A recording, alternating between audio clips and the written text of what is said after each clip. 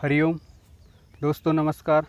आज हम प्राणायाम के अर्थ को समझेंगे और साथ ही कपालभाति का अभ्यास किस प्रकार से किया जाता है उसकी विधि को जानेंगे, उसके लाभ को जानेंगे और अभ्यास करने के समय सावधानी किस प्रकार रखी जाती हैं, क्या क्या सावधानियां हैं उसको भी समझेंगे। दोस्तों जो प्राणायाम है उसका जो प्राणायाम शब्द दो शब्द के संयोग से बना है, प्राण धन आयाम। प्राण का अर्थ होता है जीवनी शक्ति या जो हमारी जीवन शक्ति है, जो जिससे हमारा जीवन है, जो हमें ऊर्जा प्रदान कर रही है, वह प्राण है। आयाम का अर्थ होता है नियंत्रण या नियमन या विस्तार, अर्थात ऐसी प्रक्रिया जिसके माध्यम से हम अपनी जीवनी शक्ति को, हम अपनी प्राण शक्ति को, हम अपनी ऊर्जा को नियमन कर सकें, उसका नियंत्रण कर सकें और इस नियमन और नियंत्रण की प्रक्रिया के माध्यम से उसका शरीर में, अपनी नाड़ियों में, अपने संपूर्ण जो तंत्र हैं उनमें उसका विस्तार कर सकें, वह अभ्यास प्राणायाम है। हमारे हटे हुए ग्रंथों में अलग अलग प्रकार के प्राणायामों का चर्चा है। मुख्य रूप से 8 प्रकार के प्राणायाम हमारे हठयोग प्रदीपिका, घेरंड संहिता और अन्य ग्रंथों में मिलते हैं। कहीं कहीं 9 भी प्रकार हैं, जैसे हठ रत्नावली है। कहीं 2 अभ्यास बताए गए हैं, कहीं 3 अभ्यास बताए गए हैं। मुख्य रूप से 8 योगिक प्राणायाम के अभ्यास माने जाते हैं। आज कपालभाति के अभ्यास के बारे में हम जानेंगे। कपालभाति प्राणायाम नहीं है, यह षट क्रिया के अंतर्गत आता है।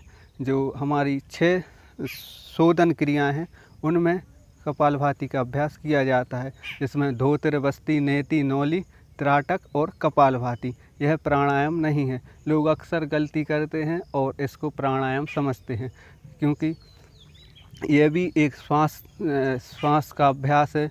इसमें झटके के साथ श्वास छोड़ते हैं और लेते हैं। तो आदमी या लोग जो सोचते हैं, सामान्य जो हमारे अभ्यासी हैं, वह यह समझते हैं कि यह प्राणायाम है, परंतु यह प्राणायाम नहीं है। यह एक षट क्रिया है जो 5 क्रियाओं के पश्चात या जो भी हम षट क्रिया करते हैं उसके पश्चात की जाती है। तो कपालभाति का किस प्रकार से अभ्यास करते हैं अब हम आपको वो बताते हैं। सर्वप्रथम किसी भी एक आसन में बैठ जाएंगे।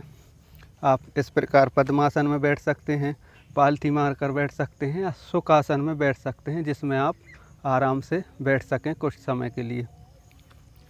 कमर गर्दन को सीधी रखेंगे और इसमें करना क्या है, झटके के साथ श्वास छोड़ेंगे। जब हम श्वास छोड़ेंगे तो हमारा जो पेट है, जो पेट की मांसपेशियां हैं, वह अंदर की ओर जाएंगी। सिर्फ पेट की मांसपेशियों का ही मूवमेंट होगा, बाकी हमारे शरीर के अंग हैं वह स्थिर रहेंगे, उसमें किसी भी प्रकार की हलचल नहीं होगी। हमें सिर्फ अपनी श्वास को झटके के साथ छोड़ना है। श्वास स्वतः अंदर जाएगी। श्वास के लेने के क्रम पर हमें ध्यान नहीं देना है, सिर्फ छोड़ने के क्रम पर हमें मन को एकाग्र करना है। इस प्रकार कमर गर्दन सीधी रखेंगे।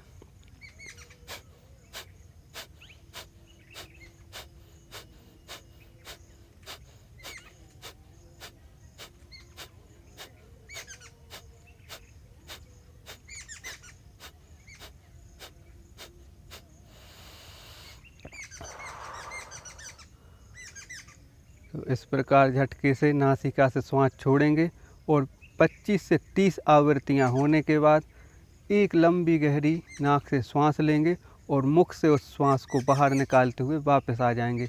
एक बार फिर से अभ्यास को दोहराएंगे। कमर गर्दन सीधी और झटके के साथ नासिका से श्वास छोड़ेंगे। सिर्फ हमारे एब्डोमिनल जो मसल है, जो हमारी उदरीय पेशियां हैं, उनका ही चालन होगा, उनका ही मूवमेंट होगा। कमर गर्दन सीधी।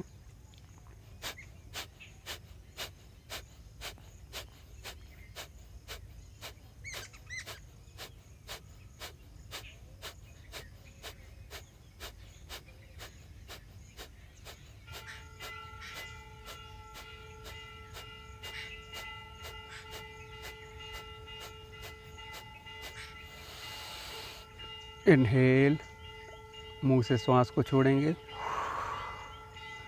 धीरे से वापस आ जाएंगे। तो इस प्रकार से यह कपालभाति का अभ्यास किया जाता है। और इसमें सावधानी क्या रखना है, जिनको कोई भी या ऑपरेशन हुआ हो या जिनको बीपी की प्रॉब्लम हो, हाई बीपी की प्रॉब्लम हो, या जिनको माइग्रेशन की प्रॉब्लम हो आदि कोई भी जो चिकित्सीय उनका उपचार चल रहा हो, उनको सावधानी बरतना है, उनको अभ्यास नहीं करना है। या कोई जो डॉक्टर हैं या जो उनका योग अभ्यासी है उससे परामर्श करने के बाद ही यह अभ्यास प्रारंभ करना है। दोस्तों, कपालभाति जो शब्द है वो 2 शब्दों के संयोग से बना है, कपाल भाति। कपाल का अर्थ होता है हमारा स्कल, अर्थात हमारा जो खोपड़ी वाला क्षेत्र है उसे हम कपाल कहते हैं, और भाति का अर्थ होता है चमकाना।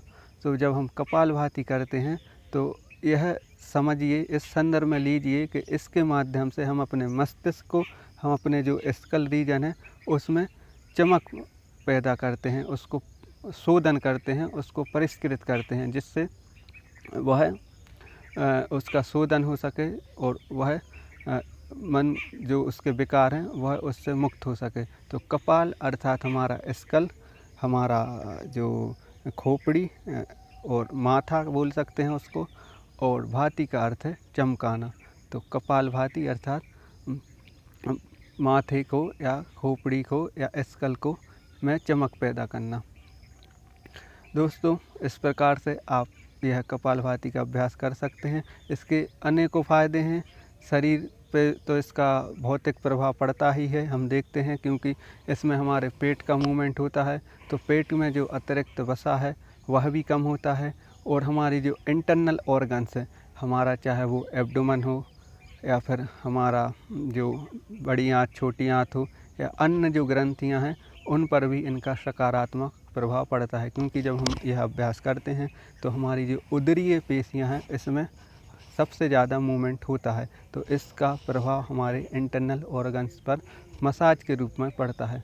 तो आप इसका रोज़ अभ्यास करें, यह अभ्यास आपके लिए ज़रूर फ़ायदेमंद होगा। हरिओम।